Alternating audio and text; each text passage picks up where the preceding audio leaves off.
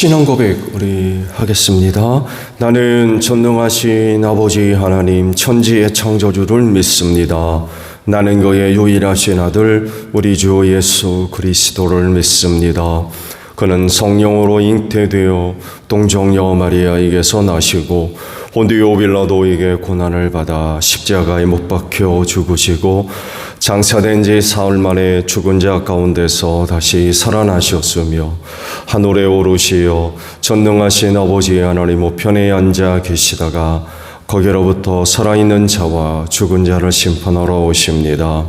나는 성령을 믿으며 거룩한 공교회와 성도의 교제와 죄를 용서받는 것과 몸의 부활과 영생을 믿습니다. 아멘. 찬송가 347장 우리 부르시죠.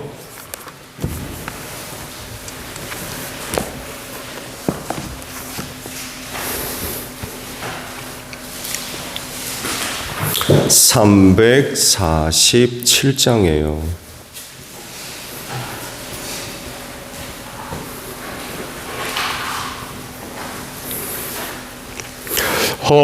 허락하신 새 땅에 들어가려면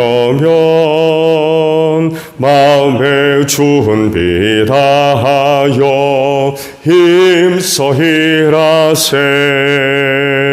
여호수아 본받아 앞으로 가세.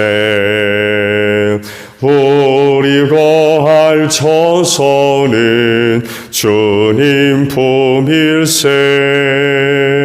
시험 환난 당해도 낙심 말고서 마음의 걱정 버리고 힘써 일하세.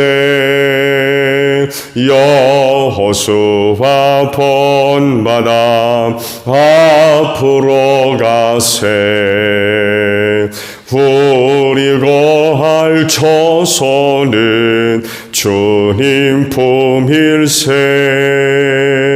앞서 가신 예수님 바라보면서 모두 마음을 아파요 힘써 일하세. 여호수아 본받아 앞으로 가세. 우리 거할 처소는 주님 품일세. 일할 곳이 아직도 많이 있으니 담대하게 나가서 힘써 일하세. 여호수아 본받아 앞으로 가세. 우리 거할 처소는 주님 품일세. 말씀을 봅니다. 열왕기상 2장의 말씀이에요. 열왕기상 2장 1절에서 12절까지 봅니다. 다윗은 세상을 떠날 날이 가까워서 아들 솔로몬에게 유언을 하였다.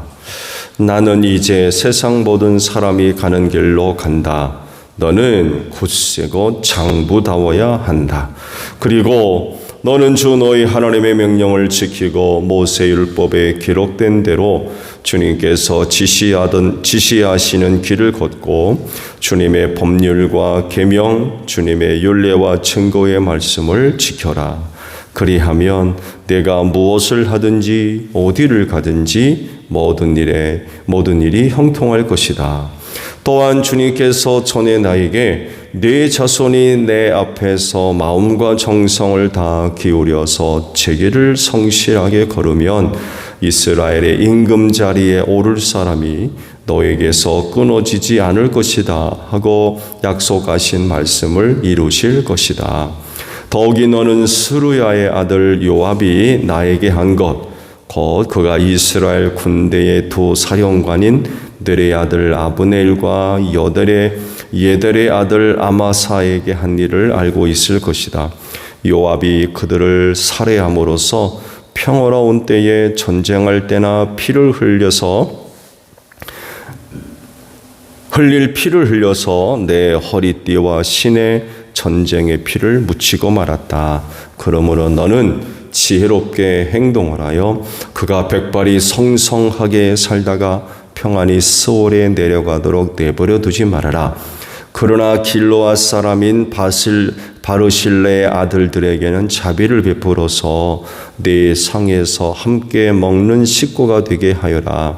그들은 내가 네 형 압살롬을 피하여 도망할 때에 나를 영접해 주었다. 또 바오림 출신으로 베냐민 사람인 게라의 아들 시므이가 너와 같이 있다. 그는 내가 마한나임으로 가던 날에 나를 심하게 저주하였지만 그가 요단강에서 나를 맞으려고 내려왔기에 내가 주님을 가리켜 맹세하기를 너를 칼로 죽이지 않겠다 하고 말한 일이 있다. 그러나 너는 그에게 죄가 없다고 여기지 말아라. 너는 지혜로운 사람이니 그를 어떻게 처리해야 하는지 잘 알 것이다. 너는 그의 백발에 피를 묻혀 수올로 내려가게 해야 한다. 다윗은 죽어서 그의 조상과 함께 다윗성에 안장되었다. 다윗은 이스라엘을 다스린 기간은 40해이다. 헤브론에서 7해를 다스렸고 예루살렘에서 33해를 다스렸다. 솔로몬은 그의 아버지 다윗이 앉았던 자리에 앉아서 그 왕국을 아주 튼튼하게 세웠다. 아멘. 자, 오늘 아침에는요 2절의 말씀을 보려고 그래요. 2절 하반절입니다. 너는 굳세고 장부다워야 한다라는 말씀입니다. 오늘 말씀의 전체적인 내용은 다윗의 유언이지요. 그 유언을 어떻게 했는지 자세하게 기록이 되어져 있죠. 유언이기 때문에 듣는 사람에게는 남다른 의미가 있게 되죠. 마지막 말이기 때문에 그렇습니다. 죽을 자가 남긴 유언은 결국 살아있는 자들이 듣고 또 산 자들에게 주는 마지막 말이 되겠지요. 그렇기 때문에 무슨 유언을 할 것이냐, 무슨 유언을 내가 들을 것이냐, 이건 또 중요한 문제가 될 것입니다.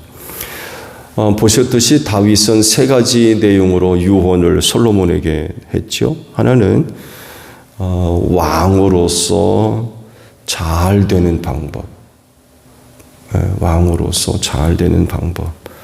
다른 하나는 죄인들에 대한 징계.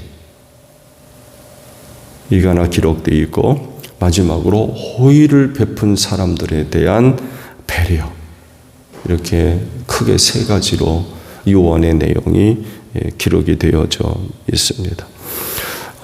아버지로서 다윗은 아들 솔로몬이 왕으로서 잘 되기를 바라는 마음이 간절할 수밖에 없죠. 그렇죠? 그래서 그가 왕으로서 잘 될 수 있는 방법을 유언으로 남깁니다. 그게 뭔가요? 말씀에 순종해라. 말씀에 순종해라. 또 다른 하나는 하느님 앞에서 제 갈 길을 성실하게 걸어가야 된다. 라고 이제 유언을 하죠. 다른 하나는 그 죄인들에 대한 징계입니다. 2사람이 언급이 되어져 있죠. 하나는 요압이고 다른 하나는 시므이입니다. 이 말씀의 내용들을 다윗이 잠깐 언급을 하고 있고 그 말씀의 배경들도 여러분이 아마 잘 아실 겁니다. 그 말씀을 보게 되면 이 2사람이 어떤 일을 했는지 명확하고 간략하게 기록이 되어져 있죠. 우리가 그 당시 있었던 사건들을 이제 쭉 보게 되면 다윗이 그 당시 마음이 얼마나 상했는지는 사실 잘 몰라요. 그냥 그 사건을 짤막하게 기록하고 넘어가니까. 근데 오늘 말씀 가운데 유언이죠. 유언 가운데 이 두 사람을 언급하는 걸 보게 되면 그 당시 다윗 그들로 인하여서 얼마나 큰 마음의 아픔과 상처와 고통을 당했었는가를 알 수가 있어요. 얼마나 그때 어려웠으면 마지막 유언에 그들을 절대로 살려두지 말아요. 백발이 성성한 채로 죽음을 맞이하지 않도록 해라. 이런 유언을 남기겠습니까? 그러니까 당시 그 사건이 참 다윗에게는 잊을 수 없는 유언으로 남길 정도면 평생의 그 마음구석에 남아있던 응어리도 될 수 있죠. 마음의 응어리, 풀어지지 않은 마음의 응어리. 그럴 정도로 다윗에게 있어서는 이 두 사람이 저지른 그 죄악이 참 너무나도 어려웠던 거죠. 그러면서 이 유언으로 이 두 사람에 대한 징계 혹은 심판을 솔로몬에게 맡기는 그런 그 유언을 남기죠. 다른 하나는 배려해 줄 사람 하나를 또 언급을 하고 있죠. 바로 실레의 아들들이 언급이 되어져 있습니다. 압살롬의 반역을 피해서 도망갈 때에 그 다윗의 일행을 따뜻하게 맞이해 주었던, 얼마나 급하게 도망갔으면 맨발로 도망갔겠습니까? 기억은 아시죠? 압살롬의 그런 그 반역이 다윗에게 있어서는 이거 정말 절체절명의 그런 그 위기였었다는 거예요. 맨발 벗고 도망갔어요. 근데 그런 그를 맞이해 주고 음식을 대접해 주고 보호해 주었던 그들, 다윗이 평생을 잊지 못하는 거. 얼마나 그때 그 은혜가 컸으면 솔로몬에게 뭐라고 부탁합니까? 한 식탁에서 밥을 같이 좀 먹어라. 아시죠? 여러분 아무나 한 식탁을 나눕니까? 그렇지 않고 거기에다가 왕의 식탁이거든요. 거기 그들과 함께 식탁을 나누라고. 그럴 정도로 그때 다윗에게 그들로부터 큰 그런 그 도움과 사랑을 받았던 걸 평생을 잊지 않고 유언으로 남겨서 그들을 좀 호의를 베풀어 줘라 라는 그런 그 부탁을 해주고 있죠. 근데 다윗의 유언은 이런 내용만 있는 게 아니죠. 한 가지가 더 첨부되어 있습니다. 솔로몬 자신이 가져야 할 부분에 대해서도 언급을 했습니다. 그게 오늘 아침에 보신 짤막한 그 말씀입니다. 굳세고 장부다워라. 왕이 된 사람으로서 마음가짐이라고 할까요? 자세라고 할까요? 이런 부분에 대해서 한 가지 덧붙여서 유언으로 남기게 됐습니다. 다윗은 왜 이런 내용을 유언으로 남겼을까요? 이 유언의 내용은요, 그동안 다윗이 왕으로서 이스라엘을 통치하면서 수도 없이 겪었던 일들 속에서 얻은 삶의 고백인 것 같아요. 삶의 이야기죠. 굳세고 남자다워라. 장부다워야 된다. 생생한 자기 이야기예요. 경험 속에서 얻어진 삶의 깨달음이라고 할까요? 왕으로서 수많은 그런 일들 속에서 얻게 된 삶의 자기 고백. 만약 그가 유언한 말대로 굳세지 못하고 장부답지 못했다고 하면 왕으로서 성공적인 삶 못 살았을 겁니다. 그럴 정도로 그의 삶은 정말 파란만장한 삶이었어요. 왕이 되기 전까지 보세요. 사울 왕이 그렇게 죽이려고 쫓아다니죠. 발 뻗고 제대에 편히 잔 적이 거의 없었을 겁니다. 이리 도망다니고 저리 도망다니고 생명이 경각에 달릴 정도로 굴 속에 들어가서 사울 왕의 옷자락을 자른 사건 아시죠? 자기가 숨어있는 굴 안으로 사울이 들어왔을 때 다윗의 심장이 어떻겠습니까? 또 물병아리 사건 아시죠? 이루 말할 수 없는 그런 그 위기들. 사울이 창을 집어던져가지고 벽에다가 다윗을 박으려고 했던 이런 사건들. 정말 그래서 성전 건축하려 할 하나님이 못하게 하신 이유가 있죠? 손에 너무나도 많은 피를 흘렸다는 거예요. 그 다윗을 가리켜서 전쟁의 사람이라 할 정도로. 진짜 이렇게 표현할 정도면은 다윗이 얼마만큼 많은 전쟁을 벌였었고 전쟁터에서 살았는가를 우리가 알 수 있죠. 이런 삶을 겪으면서 왕으로서 체득된 그런 깨달음이라고 우리가 이해를 할 수가 있어요. 굳세고 장부다워야 된다.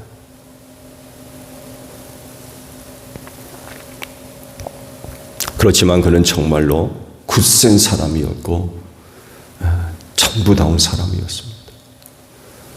정말 웬만한 일 아니고서는 다윗 흔들리지 않았습니다. 그래서 수많은 역경을 뚫고 갈 수가 있었어요. 그가 왕으로서 굳세고 장부다울 수 있었던 이유는 뭘까요? 싸움 잘하는 사람이었기 때문입니까? 그에게 부모가 있고 많은 형제들이 있고 유다 지파가 있고 아니면 탁월하고 용맹한 군사들, 신하들, 그에겐 정말 탁월한 신하들이 많이 있었습니다. 그래서 전쟁터에서 그렇게 많은 승리를 거둘 수가 있었고 다윗을 위해 자기 목숨을 내걸고 적진영으로 들어가서 적진영에 있는 물을 떠올 정도로. 이건 누구나 할 수 있는 일입니까? 그럴 정도로 정말 용맹한 군사들이 그의 곁에 있었습니다. 이런 사람들 때문일까요? 아니면 왕이 된 후 주변에 있는 지혜로운 신하들, 그들 때문일까요? 그가 그렇게 굳세고 장부다운 사람이 될 수 있었던 건 하나님밖에 없어요. 시편의 말씀들 보세요. 그가 사람 의지하는 거 봤습니까? 사람 따라다니고 쫓아다니고 찾아다니고 의지하고. 시편의 말씀들 보세요. 하나님밖에 없어요. 하나님. 그가 찾고 의지할 분은 하나님밖에 없었어요. 그가 그렇게 하나님을 의지하니까 굳세고 장부다운 그런 그 모습을 가질 수가 있었던 거죠.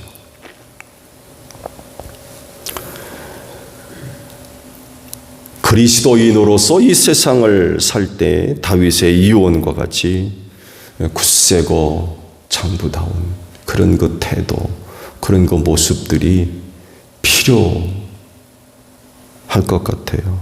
왜냐하면 그 악한 세상에서 믿음을 시험하는 것, 유혹하는 일들이 너무나도 많이 있기 때문에 그래요.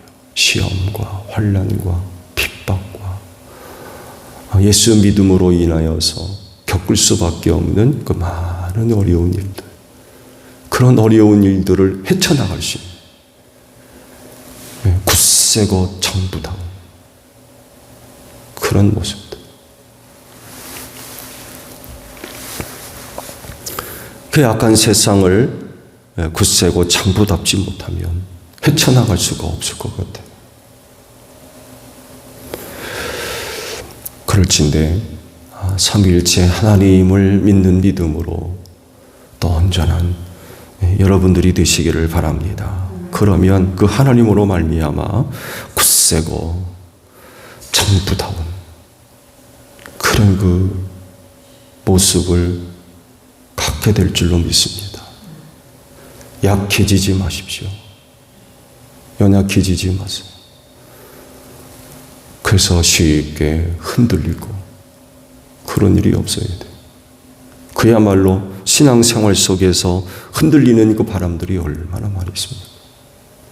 그런 걸 뚫고 주께서 가신 그 길을 따라가려면 다윗의 유언대로 굳세고 장부다워야 됩니다. 어떤 일을 만나도 두려워하지 않고 맞설 수 있는, 뚫고 나갈 수 있는 이런 신앙의 모습들이 필요할 것 같아요. 오늘도 이른 아침에 주신 은혜로 인하여서 굳세고 장부다운 여러분들이 되시기를 바랍니다. 주기도문 합니다. 하늘에 계신 우리 아버지, 아버지의 이름을 거룩하게 하시며 아버지의 나라가 오게 하시며 아버지의 뜻이 하늘에서와 같이 땅에서도 이루어지게 하소서. 오늘 우리에게 일용할 양식을 주시고 우리가 우리에게 잘못한 사람을 용서하여 준 것 같이 우리 죄를 용서하여 주시고 우리를 시험에 빠지지 않게 하시고 악에서 구하소서. 나라와 권능과 영광이 영원히 아버지의 것입니다. 아멘. 기도하겠습니다.